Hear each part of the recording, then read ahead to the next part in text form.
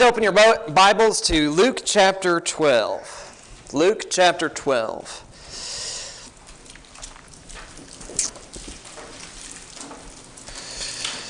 The title of this lesson is Guard Against Every Form of Greed. And so we will be talking about and discussing greed in this lesson.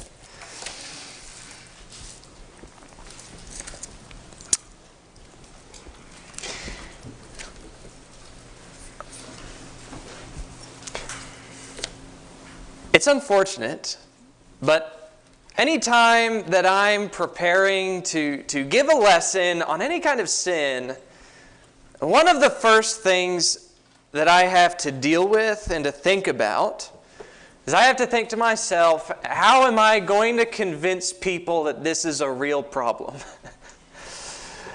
What am I going to say that is going to get you personally to think about the influence of this sin in your life?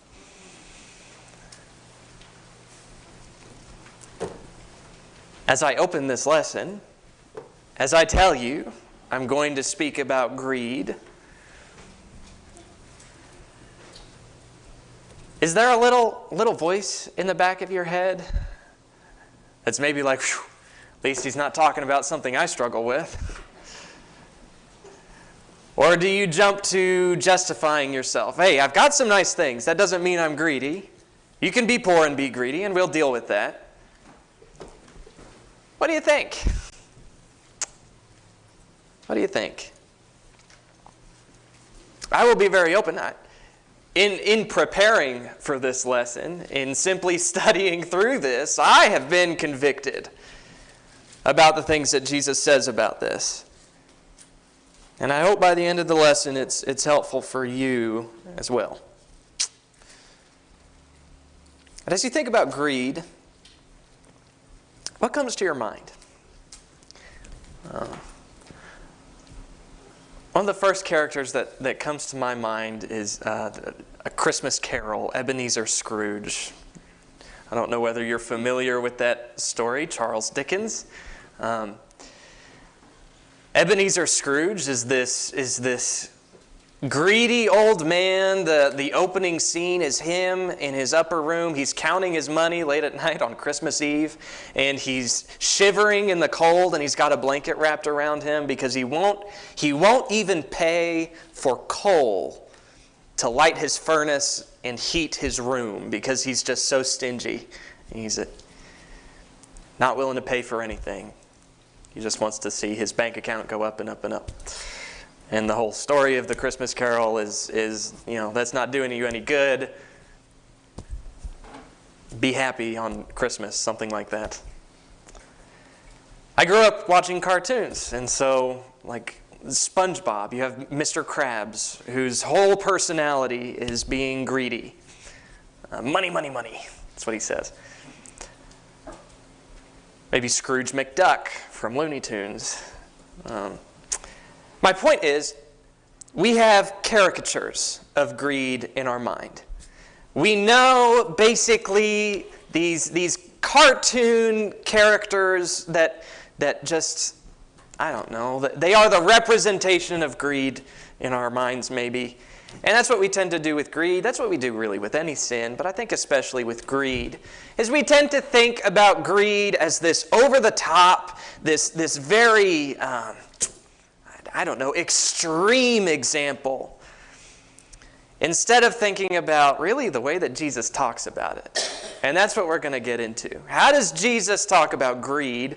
Is it the same kind of excess, over-the-top greed that we think about? And it's not.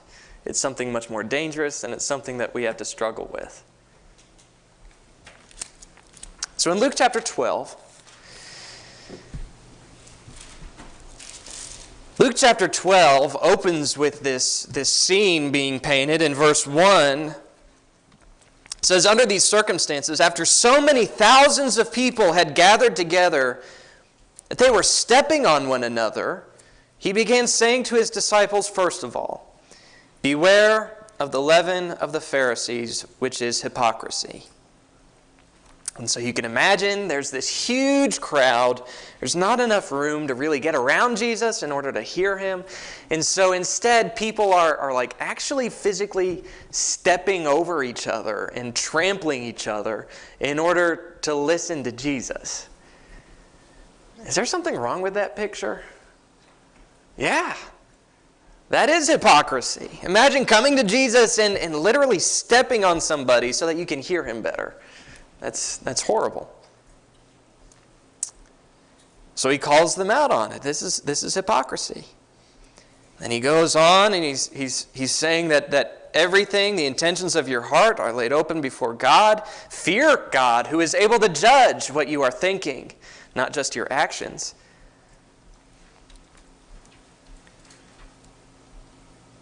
God knows everything. God will judge you. You need to be afraid of God rather than men, but men are also going to persecute you. He goes on saying, don't be afraid about what you're going to say in that moment when you're persecuted by men. And he goes on teaching like this until we get to verse 13. Verse 13 is very important. You've got to imagine it. Okay? We've got the scene, huge crowd. People are kind of stepping on each other, and Jesus is teaching these people. In verse 13, it says, someone in the crowd said to him, "Teacher, tell my brother to divide the family inheritance with me." What? Jesus is teaching this crowd, and he's talking, could you imagine, and I take this kind of as an interruption of Jesus' teaching. As he's going through these don't worry what you're going to say. The Holy Spirit's going to provide you with what you're supposed to say to these people. You're wanting Jesus, like, okay, explain. What does that mean? Go on, Jesus. And then there's this man in the crowd.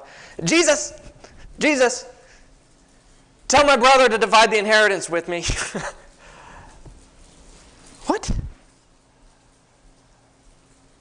Jesus replies in verse 14, "Man, who appointed me a judge or arbitrator over you?" This is obviously not what Jesus came to do.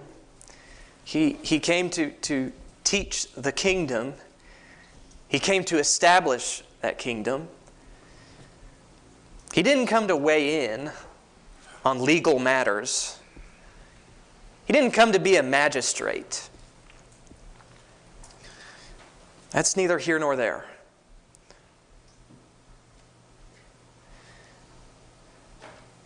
Then he goes on to say in verse 15, "Then he said to them, 'Beware, and be on your guard against every form of greed. For not even when one has an abundance does his life consist of his possessions.'"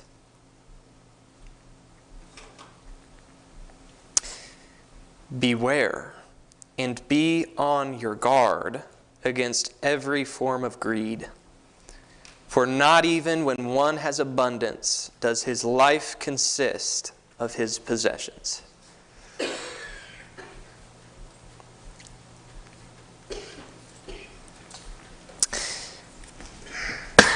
One way of looking at this is that Jesus is pointing out this man's brother not sharing the inheritance with him, and so he's kind of dealing with it in saying this. What I believe is that Jesus is giving a judgment on the hearts of both of these brothers.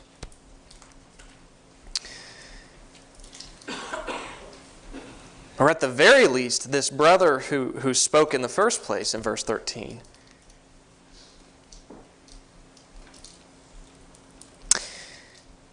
But think about it. Whose side are you on? Obviously, we're on Jesus' side on this matter because it's Jesus, right? But if this is true, if this man's brother is really not dividing the inheritance with him, but doesn't Jesus care about justice? Doesn't Jesus care about doing what's right and about that kind of thing? Wouldn't Jesus be on this guy's side?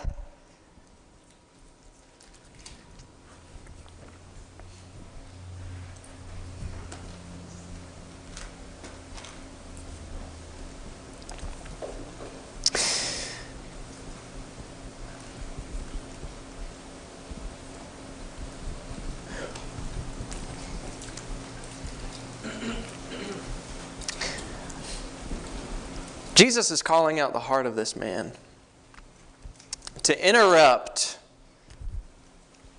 the Son of God as he's teaching for something like this, a family dispute. In order to get your cut of the family inheritance.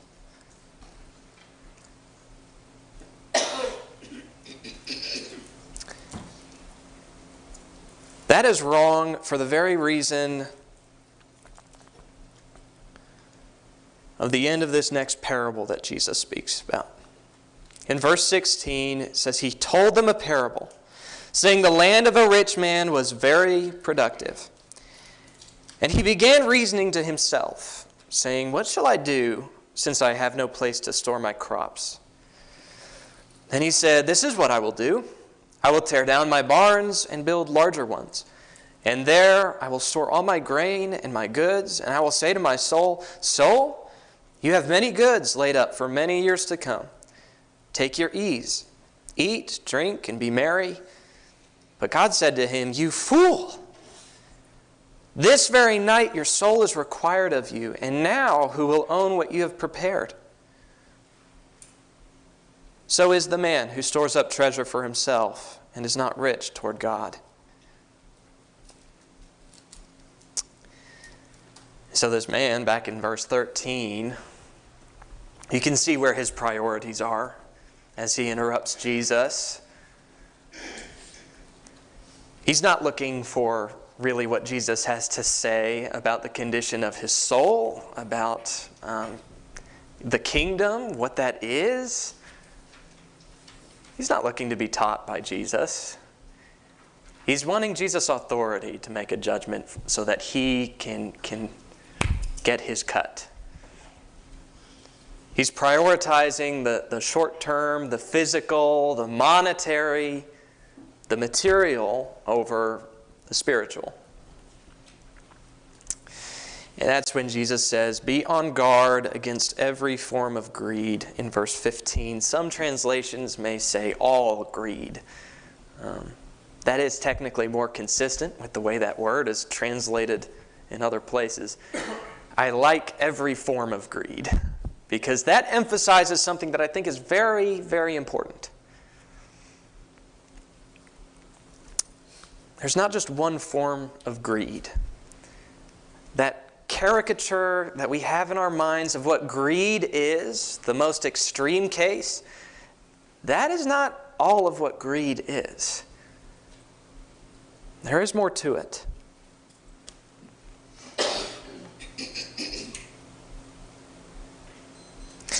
And as he tells this parable again, think about it. If you heard this parable and you never saw verse 20, what would you think about the man in that parable?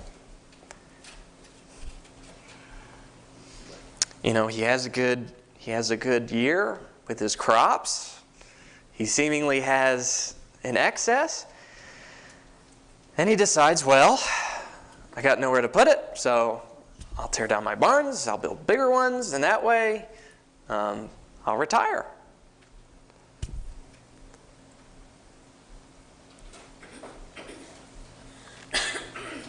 You would think that's just wise. That's just a good decision, right? And what is he wanting in verse 19? Is that really so bad? He's talking to himself and he's like, well, look, I'll be at ease. I won't have to worry anymore. A lot of the times that's our reasoning for where we want our finances to be, right? Just in a place where we don't have to worry. Is it so bad to want to be at ease?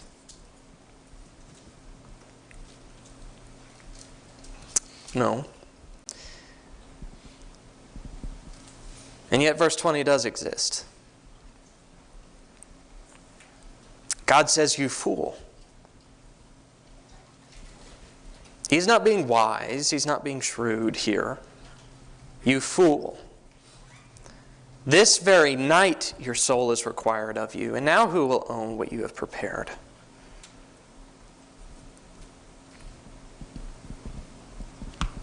So is the man who stores up treasure for himself and is not rich toward God. He gave all of his time, all of his attention to making sure that he had adequate storage for all of his stuff. He never paid attention to really whether it was going to be there tomorrow, whether he was going to be there tomorrow. That wasn't in the picture. That wasn't in his consideration.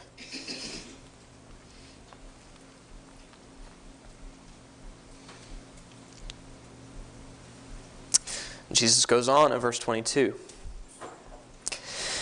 "And he said to his disciples, 'For this reason I say to you, do not worry about your life as to what you will eat, nor your body as to what you will put on. For life is more than food, and the body more than clothing. Consider the ravens, for they neither sow nor reap. They have no storeroom or barn, yet God feeds them. How much more valuable you are than the birds? And which of you by worrying can add a single hour to his lifespan? And if you cannot do even a very little thing, why do you worry about other matters? Consider the lilies, how they grow. They neither toil nor spin, but I tell you, not even Solomon in all his glory clothed himself like one of these. But if God so clothes the grass in the field, which is alive today, and tomorrow is thrown into the furnace, how much more will he clothe you? You men of little faith. Do not seek what you will eat and what you will drink, and do not keep worrying. For all these things the nations of the world eagerly seek. But your Father knows that you need these things. But seek his kingdom, and these things will be added to you.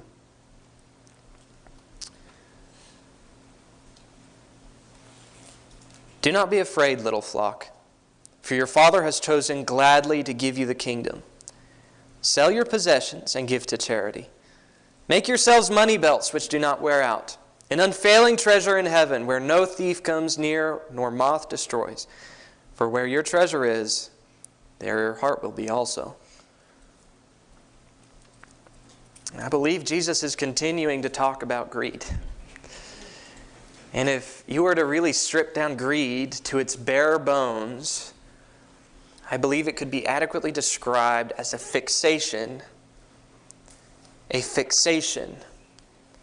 on the material over God.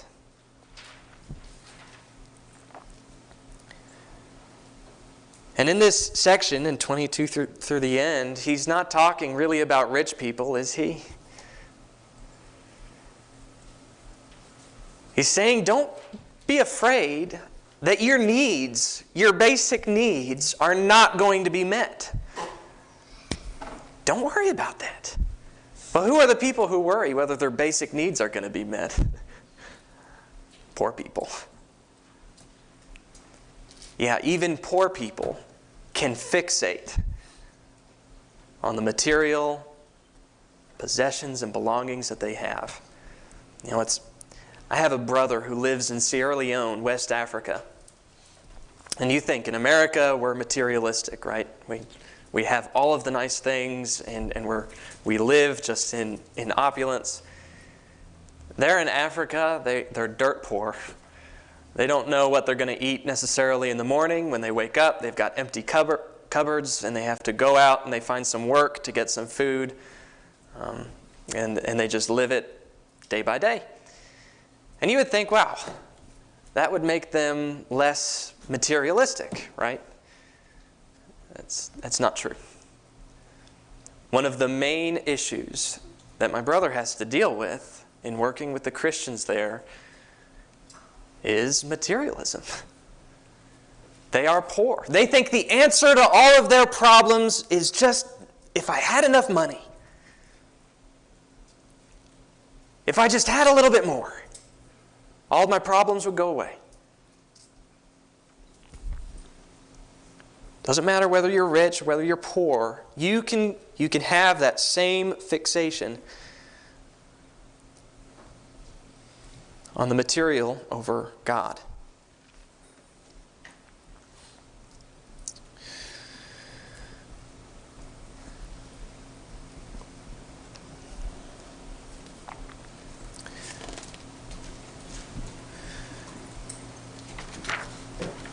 So,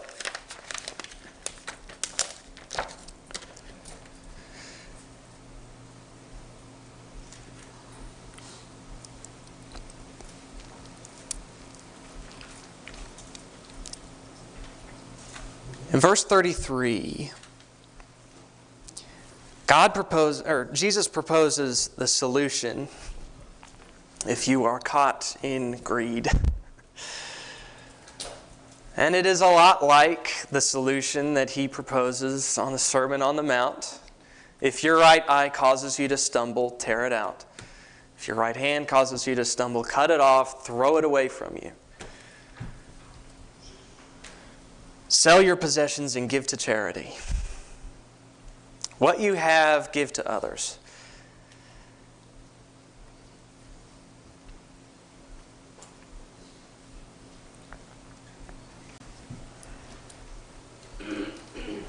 And this is not just if you are greedy either. Not just if you struggle with greed. This is the call to every Christian.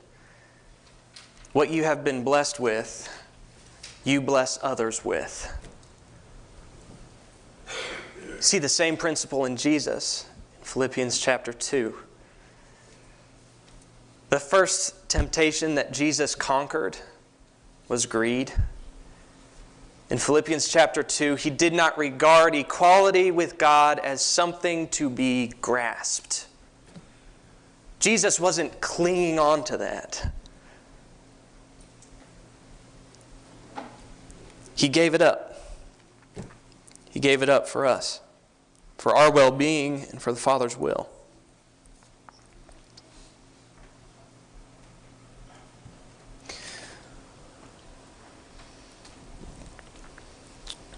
Turn over to 1 Timothy chapter 6. I think there are two really important concepts of greed that Paul writes about.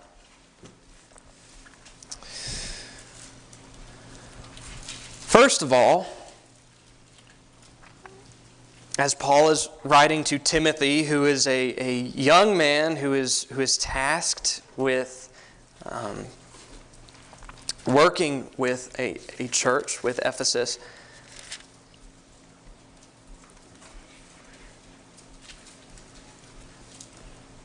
he warns Timothy about certain men. And in verse 3, he says, "If anyone advocates a different doctrine and does not agree with sound words, those of our Lord Jesus Christ, and with the doctrine conforming to godliness, he's conceited. He doesn't understand anything, but he has a morbid interest in controversial questions and disputes about words, out of which arise envy, strife, abusive language, evil suspicions, and constant friction between men of depraved mind and deprived of the truth, who suppose that godliness is a means of gain. But godliness actually is a means of great gain when accompanied by contentment. For we have brought nothing into the world, so we cannot take anything out of it either. If we have food and covering, with these we shall be content. But those who want to get rich fall into temptation and a snare and many foolish and harmful desires which plunge men into ruin and destruction. For the love of money is a root of all sorts of evil, and some by longing for it have wandered away from the faith and pierced themselves with many griefs." And later on in verse 17, he says, "Instruct those who are rich in this present world not to be conceited or to fix their hope on the uncertainty of riches, but on God, who richly supplies us with all things to enjoy. Instruct them to do good, to be rich in good works, to be generous and ready to share, storing up for themselves the treasure of a good foundation for the future, so that they may take hold of that which is life indeed. There are two parts of greed.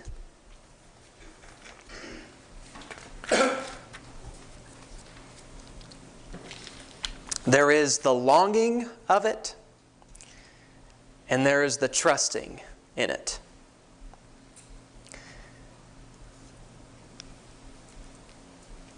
Those who want to get rich, the longing for it, fall into temptation and a snare and many foolish and harmful desires, which plunge men into ruin and destruction.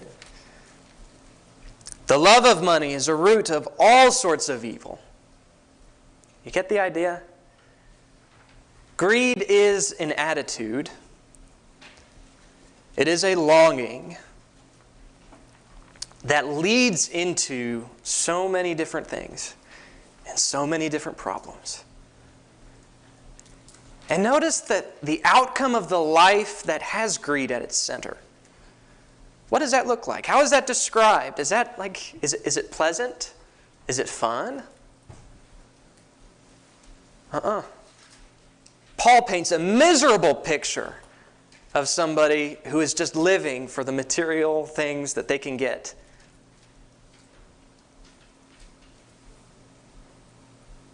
In verse 10, it says, people have longed for it and wandered away from the faith and pierced themselves with many griefs. They're plunged into ruin, into destruction.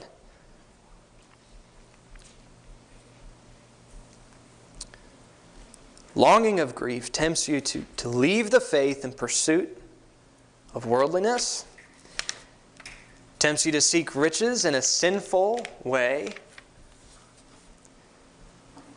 And I think, lastly, it leads you to not be content in the things that you have. It leads you to be miserable, always chasing for something more, something that can't ever make you happy, because it was never meant to.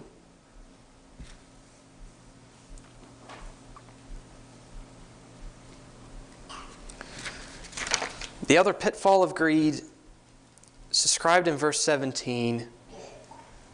Timothy is encouraged to teach people who are Christians who are rich in this present age. What's he supposed to teach them? Not to be conceited or puffed up. That's a difficult word. This is the only time it is mentioned in the Bible. Not to be puffed up or conceited or to fix their hope on the uncertainty of riches, but on God. Trusting your wealth. That's the same thing that Jesus mentioned in the first parable that he spoke in Luke chapter 12. Is that man was trusting in his wealth. He was centering all of his plans for the future around the assumption that these things they're not going to change on him. Everything that he built up in his mind about the future, those were hingent on everything staying the same about his financial situation and everything like that. He took that for granted as he was laying his plans.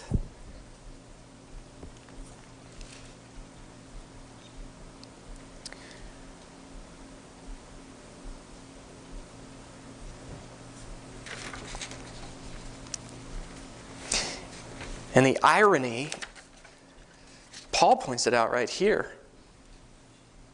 It's the uncertainty of riches. They aren't certain. Not at all. You can't count on them. You can't plan that it's always going to stay the same.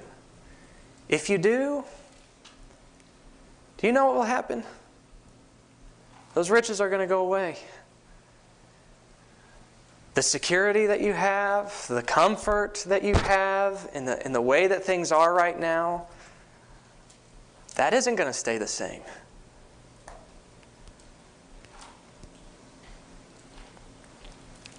And when that gets shaken and you're trusting in those things, you're going to have a bad time.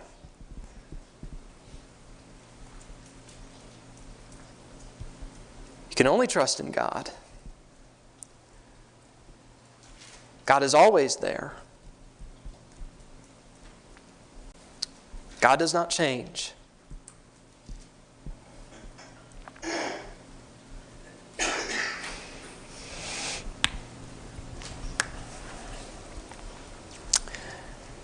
Instruct them to do good, to be rich in good works, to be generous and ready to share, storing up for themselves the treasure of a good foundation for the future, that they may take hold of that which is life indeed. The truth of the matter is, a Christian has to absolutely revolutionize the relationship that you have with money. It needs to completely change. The way that you look at money and finances, the things that you enjoy, you have to completely change all that. You can't just look at it like everybody else does in the world. Those things that you've been blessed with, yes, God richly blesses us with all things to enjoy. It is not good, it is not bad to enjoy the things that God blesses us with. But the very fact of the matter is, God blesses us with those things so that we can submit ourselves and those same blessings to His purpose by doing good, being rich in good works. We talked about A Christmas Carol, right? His name is Ebenezer Scrooge. My hat's off to Charles Dickens. That's a great name.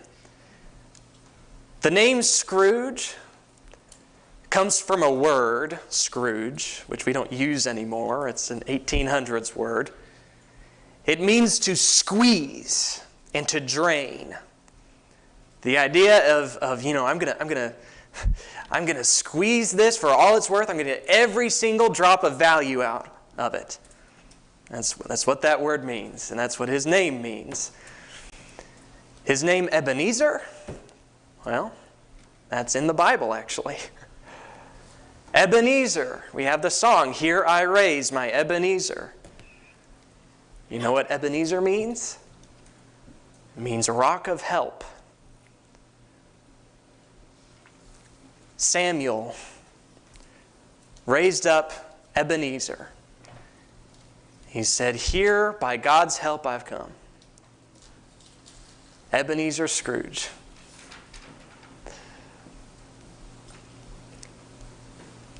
His name admitted that everything that he had came from God. "Hither, by thy help, I've come. And I'm going to drain all I can out of it." Ebenezer Scrooge. Is that what we do? That's the irony of greed, is that we have been blessed by God for good. So are we going to be selfish about God's generosity? It ought not be that way. Not with God's people. As we take of the Lord's Supper and we recognize everything that Jesus did for us, are we going to be reluctant in helping? Or are we going to focus on the material blessings and lose sight of what's ultimately important when God has given us life?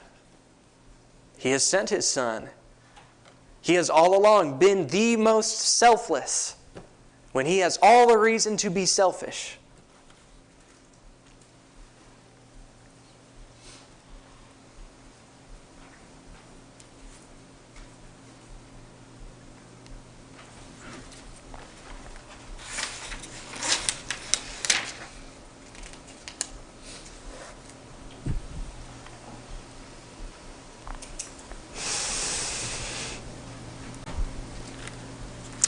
In James chapter 4,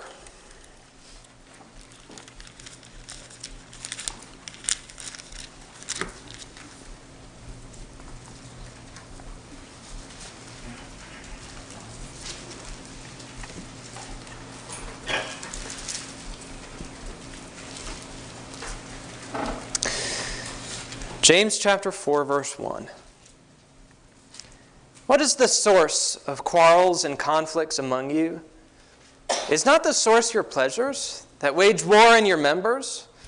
You lust and do not have, so you commit murder. You are envious and cannot obtain, so you fight and quarrel. You do not have because you do not ask. You ask and do not receive, because you ask with wrong motives, so that you may spend it on your pleasures. You adulteresses, do you not know that friendship with the world is hostility toward God? Therefore, whoever wishes to be a friend of the world makes himself an enemy of God. Do you think that the Scripture speaks to no purpose? He jealously desires the Spirit which He has made to dwell in us, but He gives greater grace. And therefore it says, God is opposed to the proud, but gives grace to the humble. Submit therefore to God. Resist the devil, and he will flee from you. And here we see the fruit of what Paul was talking about when he said that the love of money is the root of all kinds of evils. There was favoritism going on. The churches that James was writing to, there was fighting and bickering, all of that, and Paul is saying, James is saying,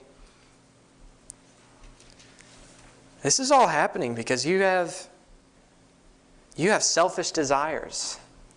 There's greed in your heart. You want things, but not because you want to do good with them. You want things in order to spend it on your selfish pleasures. You are trying to be a friend with the world in the way that you act.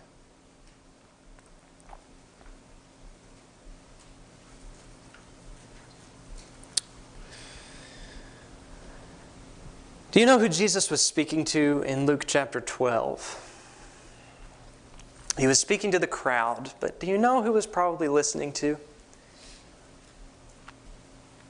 Judas. Judas was probably there. Judas heard Jesus rebuke greed.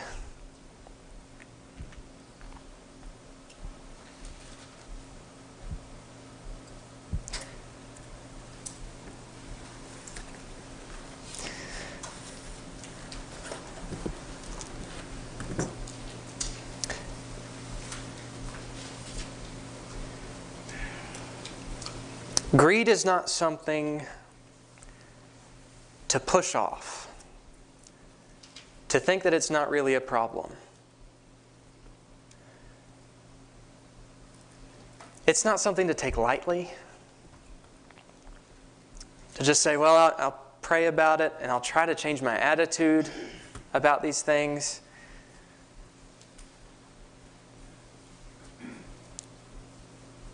If you're focused on your pleasures, on being comfortable, on being simply at ease, and you're using the blessings that God gives you in order to gratify that, that's a huge problem.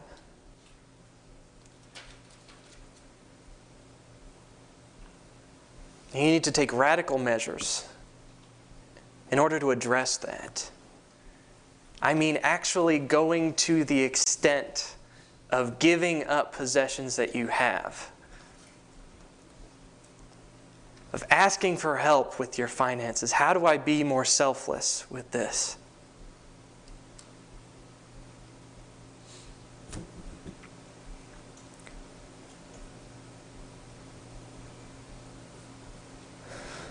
If there's anybody here who's convicted by the lesson, and you know that greed comes in many, many forms, and it is a focus, it is a desire for things that are not God and putting it in God's place in your heart. In Colossians chapter 3, greed is mentioned along with sexual immorality as being, Paul says, basically idolatry. If you have greed on your heart, you're basically pagan, is what he's saying.